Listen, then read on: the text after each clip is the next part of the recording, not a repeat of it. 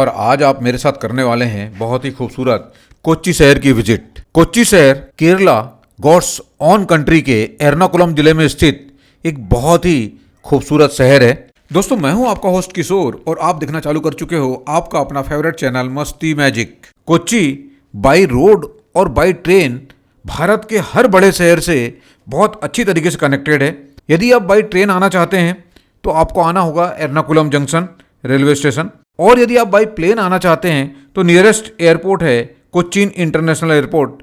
वहाँ से कोच्चि की दूरी जो है 36 किलोमीटर है। दोस्तों, इस वक्त मैं हूँ फोर्ट कोच्चि बीच एरिया में, और ये कोच्चि का बहुत ही खूबसूरत और प्रसिद्ध स्थल है। अक्सर यहाँ पर लोग अपने मित्र और फैमिली के साथ में आते हैं घूमने के लिए और फोटोग्राफी करने के लिए। और दोस्तों, यहाँ से सनसेट का नज़ारा जो होता है बहुत ही खूबसूरत नज़र आता है। यहाँ पर काफ़ी सारी शॉप्स भी लगी हुई है जहाँ से आप अपनी ज़रूरत की चीज़ें खरीद सकते हैं। दोस्तों, कोच्चि फेमस है अपने चाइनीज़ फिशिंग नेट की वजह से भी, और टूरिस्ट इसे देखने के लिए कोच्चि आते हैं। ये एक पुराना तरीका है फिश पकड़ने का, जो आजकल कोई यूज़ नहीं करता है इसको, लेकिन फिर भी चाइना और जापान में इसका भी उपयोग हो रहा है, और भारत में केवल कोच्चि में ही आपको चाइनीज़ फिशिंग नेट देखने को मिलेंगे। और दोस्तों, कहते हैं कि कोच्चि में ही विश्व का सबसे बड़ा चाइनीज़ फिशिंग नेट है। इस टेक्नोलॉजी से फिश पकड़ने के लिए नेट को वुडन स्ट्रक्चर की मदद से बांधा जाता है और उसे पानी में उतार दिया जाता है। करीब आधा घंटा या 45 मिनट का वेट करने के बाद में 5 लोग मिलकर इस पूरा वुडन स्ट्रक्चर जो बना हुआ है यहाँ पर जो आप सामने देख रहे हैं उसे खींचते हैं, और इस तरीके से नेट जो है वो ऊपर आ जाता है और उसमें कुछ फिश जो है वो कैच होकर नेट के साथ ऊपर आती है। कोच्चि का ये मेन अट्रैक्शन है, तो इसे आप जरूर से ज़रूर देखें। आइए दोस्तों, अब चलते हैं फोर्ट कोच्चि में ही स्थित एक और famous tourist attraction saint Francis church. कहते हैं यह फर्स्ट यूरोपियन चर्च है जो इंडिया में बनाया गया था 1503 में। कोच्चि का सबसे पुराना चर्च है ये, और ये भारतीय पुरातत्व विभाग ने इसे भी संरक्षित स्मारक इसको घोषित किया है। तो ये चर्च है, बहुत पुराना चर्च है। चलिए देखते हैं अंदर से कैसा नज़ारा आता है चर्च। इस चर्च का इंटीरियर डेकोरेटर एकदम सिंपल है, और इस चर्च में आपको भारतीय और यूरोपियन विरासत का अद्भुत संगम देखने को मिलता है। इस चर्च की एक खास बात यह भी है कि इसमें वास्को दी गामा, जिसके बारे में हमने काफ़ी कुछ पढ़ा है, जो एक महान खोजकर्ता थे जो समुद्र के रास्ते भारत में भी आए थे खोज करते करते, तो उनकी मृत्यु यहीं कोच्चि में हुई थी 1524 में, और उन्हें यहीं दफनाया गया है। उनकी समाधि भी आपको यहाँ देखने को मिल जाएगी।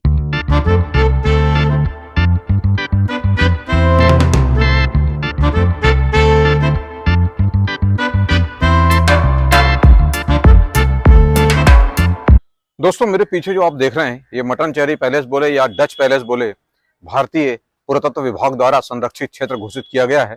और ये पैलेस आप अंदर से देख सकते हैं। मटनचेरी पैलेस के अंदर वीडियोग्राफी अलाउ नहीं है, ओनली आप फोटो ले सकते हैं। तो मैं आपको फोटो ही दिखाता हूँ इसकी।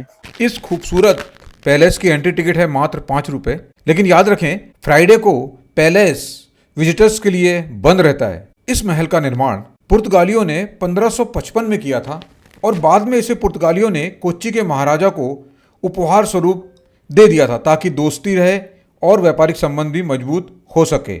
महल की वास्तुकला एकदम केरल की पारंपरिक शैली में है, और इसकी वुडन सीलिंग जो आप देख रहे हैं बहुत ही खूबसूरत है। अंदर की तरफ आपको दिखाई देंगे राजा का चांदी का सिंहासन, पुराने राजाओं के चित्र और उनकी पालकी, शस्त्र और शाही वस्त्र। अंदर की दीवारों पर बने म्यूरल्स पेंटिंग जो रामायण और महाभारत और साथ ही पुराणों की कहानी जो है बहुत ही खूबसूरत रूप में दर्शाते हैं। ये सब भी आप अंदर देख सकते हैं।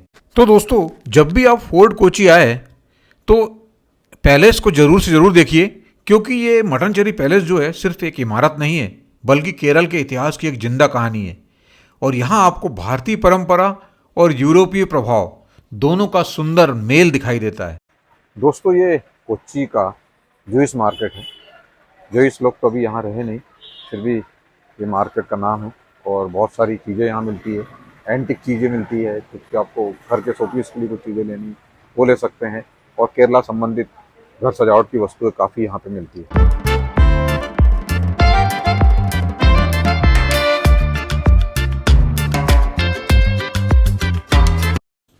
ये जो स्ट्रीट आप देख रहे हैं ये है ज्यूइश स्ट्रीट और ये बहुत ही रोमांटिक नज़र आता है दोस्तों। और ऐसा लगता है जैसे किसी फॉरेन लोकेशन पर हमें। अक्सर यहाँ टूरिस्ट आते हैं, फ़ोटोग्राफी करते हैं, रील्स बनाते हैं, तो आप भी यहाँ आए, फ़ोटोग्राफी अवश्य करें। इसका बैकग्राउंड जो आता है बहुत ही खूबसूरत नज़र आता है। ज्यूइश मार्केट में ही है परदेसी सिनेगोग।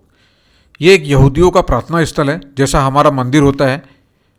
लेकिन दोस्तों ये याद रखें, सैटरडे और फ्राइडे को ये बंद रहता है। लेकिन अनफॉर्चुनेटली आज सैटरडे है तो ये बंद है। इसकी अंदर से जो बनावट है बहुत ही खूबसूरत बनावट है। जो उसकी आर्किटेक्ट जो अंदर का है बहुत ही खूबसूरत है। यदि आप आते हो और उस समय ये ओपन मिलता है तो आप इसे ज़रूर देखें।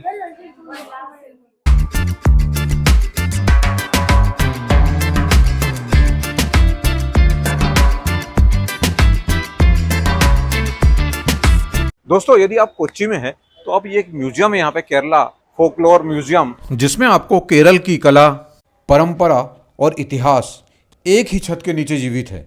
और इस म्यूजियम की खास बात यह है कि यह एक प्राइवेट कलेक्शन है, जिसे इसके फाउंडर जॉर्ज थलियत ने 40 साल की मेहनत के बाद संग्रह किया है, ताकि केरल की परंपरागत संस्कृति और लोक कला को आने वाली पीढ़ियां समझ सके। इस म्यूजियम में कुल 3 फ्लोर है, जहां पर आपको 40,000 से भी अधिक दुर्लभ वस्तुओं का संग्रह देखने को मिलेगा। विभिन्न नृत्य शैलियों के मुखौटे और परिधान जैसे कथकली, थय्यम, मोहिनीअट्टम, और इसके अलावा बहुत सारे पुराने हथियार और वाद्ययंत्र आपको देखने को मिलेंगे। काफ़ी सारी प्राचीन फर्नीचर यहाँ पर है, मूर्तियाँ हैं, पेंटिंग्स है, और केरल के ग्रामीण जीवन और राजसी परंपरा की झलक दिखाने के लिए बहुत सारी वस्तुएं आपको यहाँ देखने को मिलेगी। यदि आप केरल की आत्मा, उसकी कला और परंपरा को करीब से महसूस करना चाहते हैं तो केरल का फोकलोर म्यूजियम आपके लिए एक बहुत परफेक्ट जगह है। और इस म्यूजियम की एंट्री फी है 200 रुपीज़ पर पर्सन। यदि आप वीडियोग्राफी करते हैं तो उसका 100 रुपये आपको अलग से देना होगा। दोस्तों ये है लुलु मॉल, कोच्चि का सबसे बड़ा मॉल और भारत के बड़े मॉलों में से एक। दोस्तों बहुत ही बड़ा मॉल है ये, काफ़ी ब्रांड्स की चीज़ें यहाँ मिलेगी आपको।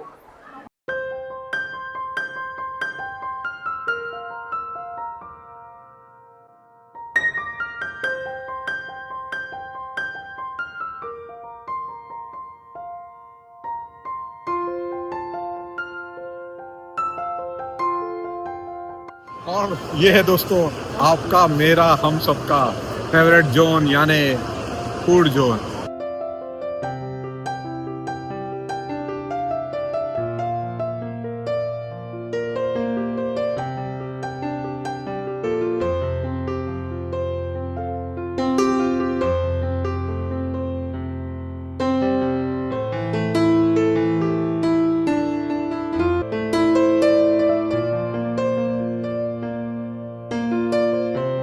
दोस्तों ये मेरे पीछे आप देख रहे हैं लुलु मॉल का हाइपर मार्केट है। हाइपर मार्केट में सारी चीज़ें आपको मिलेगी जो भी आप लेना चाहते हैं, खाने पीने से संबंधित। चलिए चलते हैं हाइपर मार्केट।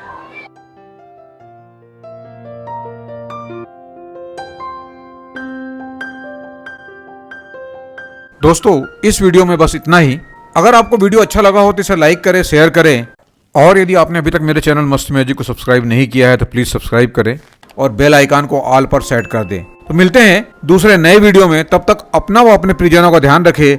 जय हिंद, जय भारत।